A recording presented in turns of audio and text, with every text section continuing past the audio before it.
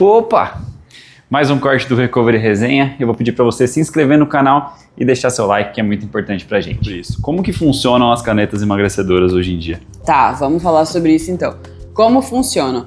As medicações, na verdade o nome melhor pra gente chamar é medicamento anti-obesidade. Tá porque bom. quando a gente fala caneta emagrecedora, parece que a gente tá falando de algo que qualquer pessoa pode usar para emagrecer. E não é qualquer pessoa que pode usar esse tipo de medicamento para emagrecer. Eles foram medicamentos criados, pensados para o tratamento de obesidade e para o tratamento de diabetes. Então, são medicamentos que fazem perder peso? São, mas são medicamentos que fazem esse público perder peso. Demais pessoas não têm indicação e nem estudo que comprove segurança e eficácia em pessoas que não têm obesidade ou sobrepeso e pessoas que não têm diabetes. Então, faço esse disclaimer pra gente começar. Legal. Que o melhor nome para chamar é de medicamento anti-obesidade. E aí, como eles funcionam? Esses medicamentos, eles são revolucionários, porque são os primeiros medicamentos, a primeira classe de medicamentos que funciona justamente lá no cérebro, lá na raiz do problema da obesidade, como eu falei no início da nossa conversa. Então, o que eles fazem? Eles vão lá no cérebro, eles cruzam a barreira hematoencefálica e eles passam para o cérebro a mensagem que estava faltando, que é justamente aquela mensagem de essa pessoa não precisa ter tanta fome, essa pessoa pode regular o seu limiar de saciedade e essa pessoa não precisa pensar em comida o dia inteiro, ela não precisa ter esse ruído alimentar, ter esse food noise o dia inteiro. Então, através de mecanismos químicos, hormonais, moleculares, esses medicamentos eles conseguem passar essa mensagem para o cérebro e a partir disso, a partir de ter recebido essa mensagem, o cérebro dessa pessoa começa a se regular e começa a conseguir comer de uma forma adequada, sem exagero, sem muita fome, saciando-se no momento correto, sem pensar em comida o dia inteiro, que é algo que atrapalha muito as pessoas com obesidade. Então, eles agem na raiz do problema. Por isso, eles são tão bons, porque eles vão justamente corrigir aquilo ali que não estava funcionando legal. E o que são essas moléculas? Eles são análogos, ou seja, coisas muito parecidas, análogos de GLP-1 e de GIP, que são hormônios que a gente tem no nosso intestino. E esses hormônios intestinais, apesar de eles serem produzidos no intestino, eles agem no cérebro. E aí, agindo no cérebro, eles acabam passando essa mensagem que eu te falei. E aí, corrigindo, entre aspas, esse problema. O único ponto é que esses remédios, eles corrigem o problema temporariamente enquanto eles estão sendo utilizados. Então, se você para completamente o remédio, aquela desregulação volta, sabe?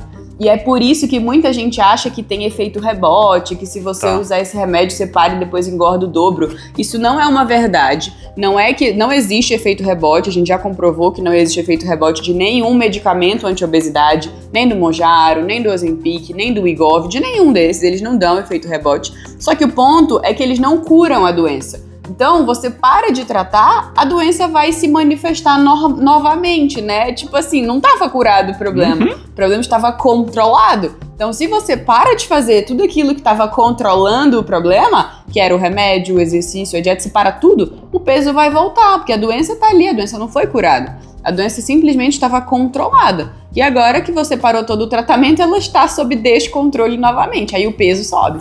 Então é isso, sabe? Esses são os novos medicamentos e medicamentos muito bons, muito modernos que a gente tem para tratar a obesidade, diabetes, sobrepeso. E como você falou, são revolucionários no tratamento disso, dessas doenças, né? Obesidade, diabetes e tudo mais. A gente vê muita gente usando sem ser recomendado, sem ter esse diagnóstico de obesidade, diabetes ou outros casos. Quais são os malefícios para essas pessoas que fazem o uso desses medicamentos sem a prescrição correta? Sim, tem bastante, inclusive. Primeiro de tudo, que a gente não tem comprovação de segurança para uso nessa população. Digamos que a população sem obesidade, sem diabetes, sem sobrepeso, não é seguro que elas utilizem essas medicações porque a gente nunca estudou essas populações. Então, a gente não tem estudo de segurança. Para qualquer remédio ser veiculado, antes ele precisa ter estudo de segurança. E a gente não tem nessa população. Segundo ponto, quando é uma pessoa que não tem excesso de gordura e que está usando essa medicação, ela vai ter uma perda de massa magra muito mais intensa do que a pessoa com obesidade. Digamos que a pessoa com obesidade ela tem um universo muito grande de gordura. Então, quando ela perde peso, ela perde muita gordura. A pessoa que não tem esse universo muito grande de gordura e que usa essas medicações só para perder 2 quilinhos, para ir na praia, para entrar no shape, essa pessoa ela acaba perdendo muita massa magra, porque ela não tem esse universo tão grande de gordura para o remédio agir.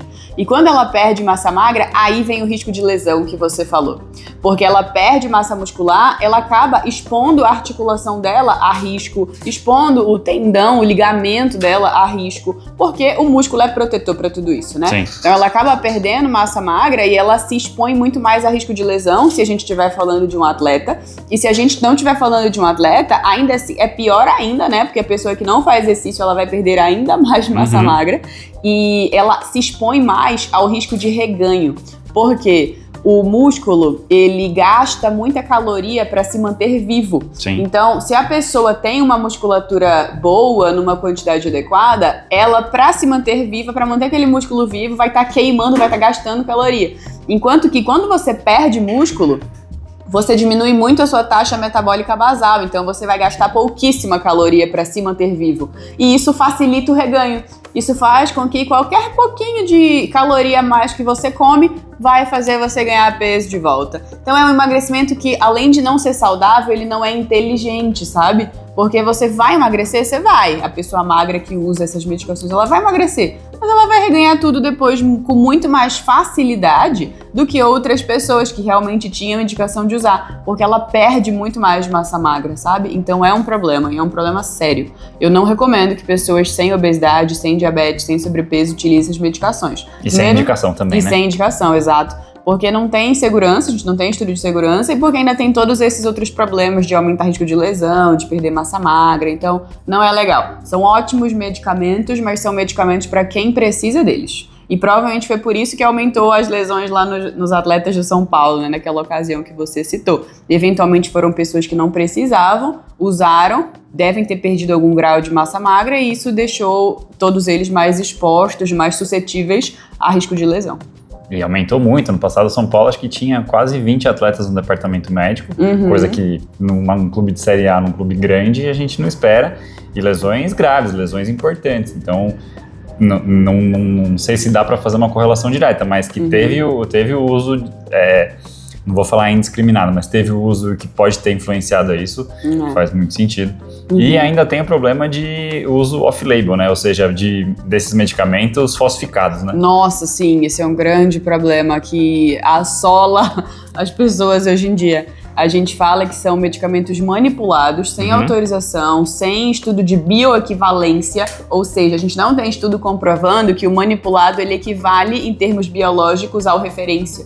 Até porque são medicamentos cujas patentes não foram quebradas ainda. Então é como se a fórmula fosse secreta, entre aspas, né? Não é algo amplamente divulgado. Então a farmácia de manipulação, ela tenta se aproximar, ela tenta fazer algo próximo ao remédio referência, mas a gente não tem estudo para garantir que ela consegue e que realmente aquilo ali vai ter o mesmo efeito do medicamento referência, sabe?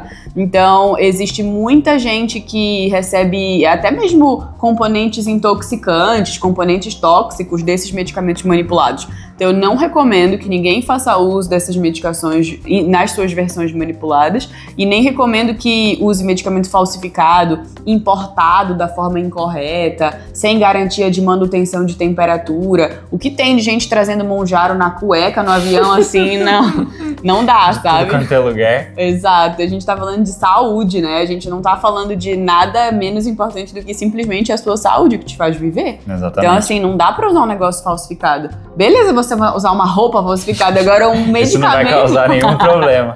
Um medicamento falsificado não dá, né? Exatamente. Então, não usem falsificado e usem apenas com indicação médica. Exato. Beleza? Vamos ver.